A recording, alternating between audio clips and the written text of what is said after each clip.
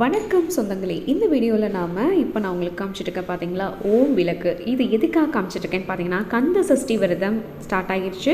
So நேற்றுலேருந்து Kanda Sashti விரதம் 48 நாட்கள் கடைப்பிடிச்சவங்களும் இருக்காங்க, நேற்றுலேருந்து 6 நாள் விரதம் கடைப்பிடிக்கிறவங்களும் இருக்காங்க இல்லையா.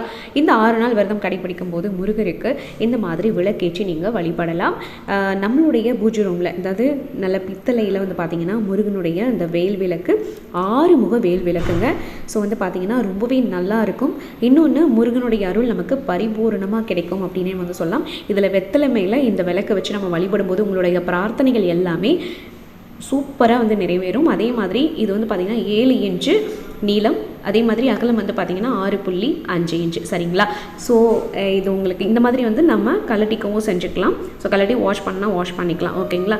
ஸோ இந்த ஒரு ப்ராடக்ட் உங்களுக்கு ரொம்பவே சீப்பஸ்டான ப்ரைஸில் கிடைக்குது. டிஸ்கிரிப்ஷனில் இதோட டீட்டெயில்ஸ் கொடுக்குறேன், போய் பர்ச்சேஸ் பண்ணிவிட்டு முருகனுடைய அருளை பெறுங்க.